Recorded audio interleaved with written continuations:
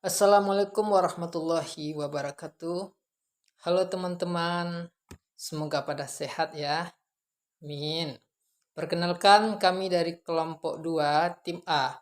Beranggota yang pertama saya sendiri Iswanri AMD AK, 2 Anggun Kaula Atika Harahap AMD, 3 Fitria Suryani Siregar AMD, 4 Muslim AMD Nautika. Kami CPNS 2022, Pemerintah Provinsi Sumatera Barat, sekarang sedang mengikuti pelatihan dasar CPNS golongan 2 angkatan 9. Tugas kelompok agenda 3. Video ini mengenai Smart ASN yang akan dijelaskan oleh Saudara Muslim AMD Nautika dan Anggun Kaula Atika Harahap AMD.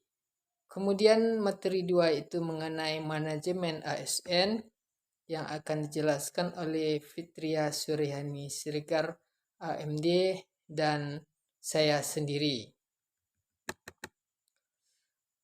Baiklah kawan-kawan semua, kita langsung ke materi ya. Yang terlebih dahulu kita persilakan kepada Saudara Muslim AMD, kemudian Saudara Anggun Kaula Atika Harahap, kemudian Saudari Fitri Suryani Siregar, dan terakhir yaitu saya. Untuk materi pertama, kita persilakan kepada Saudara Muslim, dipersilakan.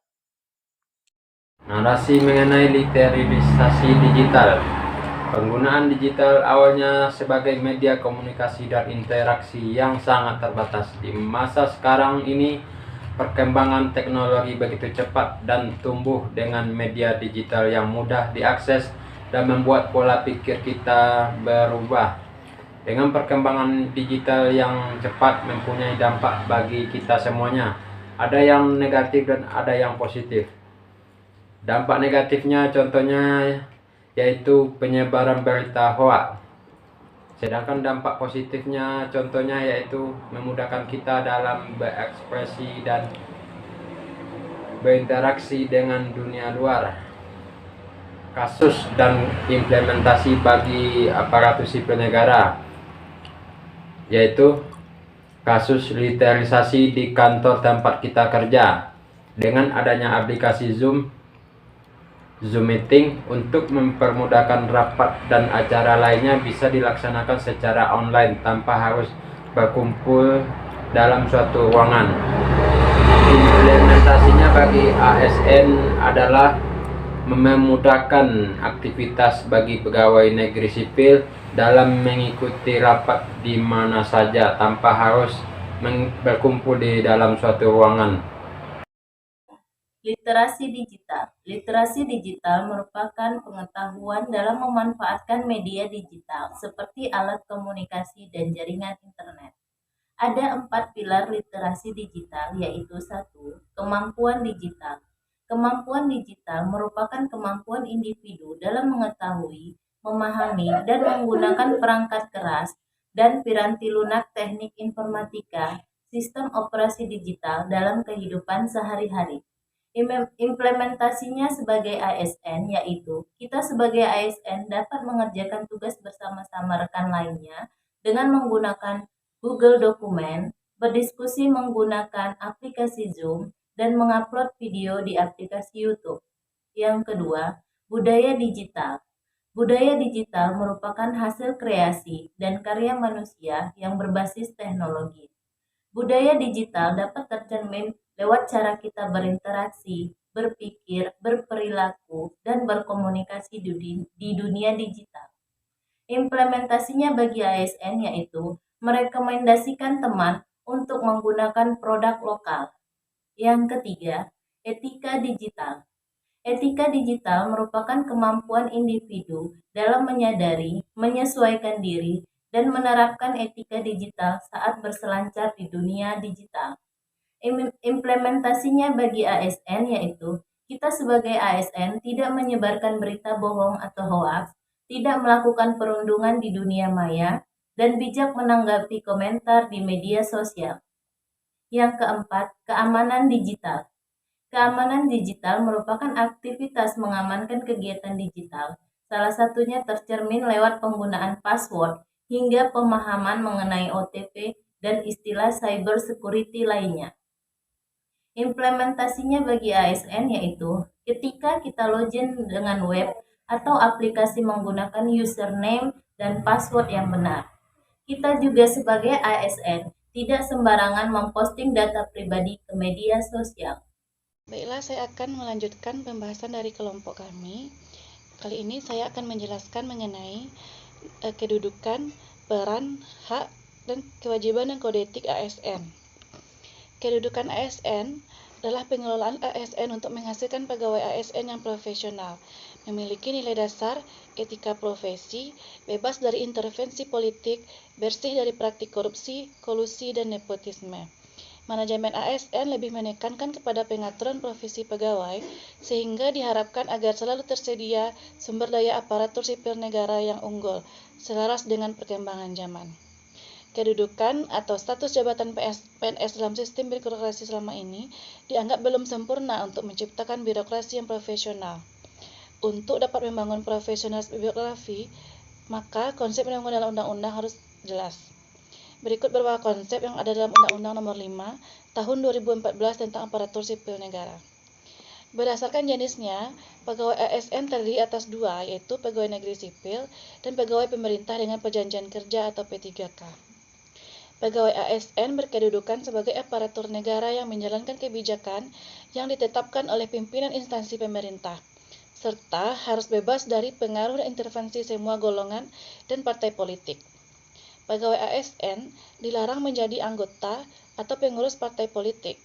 Selain untuk menjauhkan birokrasi dari pengaruh partai politik, hal ini dimaksudkan untuk menjamin keutuhan, kekompakan, dan persatuan ASN, serta dapat memusatkan segala perhatian, pikiran, dan tenaga pada tugas yang dibebankan kepadanya. Pegawai ASN berfungsi sebagai berikut. Yang pertama, pelaksana kebijakan publik. Yang kedua, pelayan publik. Yang ketiga, perekat dan pemersatu bangsa. Hak PNS dan P3K diatur dalam Undang-Undang ASN sebagai berikut. PNS berhak memperoleh pertama, gaji, tunjangan, fasilitas. Yang kedua, cuti. Yang ketiga, jaminan pensiun dan jaminan hari tua. Yang keempat, perlindungan. Yang kelima, pengembangan kompetensi. Sedangkan P3K berhak memperoleh gaji dan tunjangan, cuti, perlindungan, dan pengembangan kompetensi. Berdasarkan pasal 92 Undang-Undang ASN, pemerintah juga wajib memberikan perlindungan berupa jaminan kesehatan, jaminan kecelakaan kerja, jaminan kematian, dan bantuan hukum. Sedangkan kewajiban adalah suatu beban atau tanggungan yang bersifat kontraktual. Dengan kata lain, kewajiban adalah sesuatu yang sepatutnya diberikan.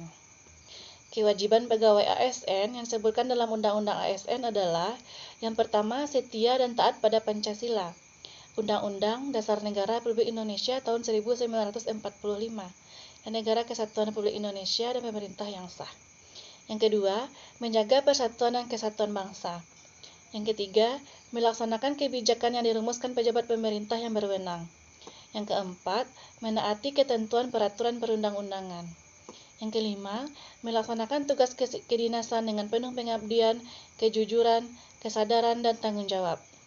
Yang keenam, menunjukkan integritas dan keteladanan dalam sikap, perilaku, ucapan, dan tindakan kepada setiap orang, baik di dalam maupun di luar kedinasan. Yang ketujuh, menyimpan rahasia jabatan dan hanya dapat mengemukakan rahasia jabatan sesuai dengan ketentuan perundang-undangan. Dan yang kedelapan, bersedia ditempatkan di seluruh wilayah negara Republik Indonesia. Selanjutnya, kode etik dan kode perilaku berisi pengaturan perilaku agar pegawai ASN yang pertama melaksanakan tugasnya dengan jujur, bertanggung jawab, dan berintegritas tinggi. Yang kedua, melaksanakan tugasnya dengan cermat dan disiplin.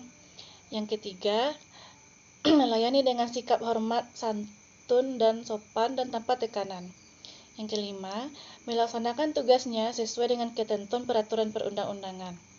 Yang keenam, melaksanakan tugasnya sesuai dengan perintah atasan atau pejabat yang berwenang sejauh tidak bertentangan dengan ketentuan peraturan perundang-undangan dan etika pemerintahan. Yang ketujuh, menjaga kerahasiaan yang menyangkut kebijakan negara. Yang kedelapan, menggunakan kekayaan dan barang milik negara secara bertanggung jawab, efektif, dan efisien. Kesembilan, menjaga agar tidak terjadi konflik kepentingan dalam melaksanakan tugasnya. Yang kesepuluh, memberikan informasi secara benar dan tidak menyesatkan kepada pihak lain yang memerlukan informasi terkait kepentingan kedinasan. Ke-11, tidak menyalahgunakan informasi intern negara, tugas, status, kekuasaan, dan jabatannya untuk mendapatkan atau mencari keuntungan atau manfaat bagi diri sendiri atau untuk orang lain. 12. Memegang teguh nilai dasar ASN dan selalu menjaga reputasi dan integritas ASN. Aparatur sipil negara dalam menjalankan tugas dan kewajibannya, etika birokrasi itu penting sebagai panduan norma bagi aparat birokrasi dalam menjalankan tugas pelayanan pada masyarakat dan menempatkan kepentingan publik di atas kepentingan pribadi, kelompok, dan organisasinya. Etika diarahkan pada kebijakan yang benar-benar mengutamakan kepentingan masyarakat luas. Manajemen ASN. Pembahasan konsep sistem merit dan pengelolaan ASN. Sistem merit.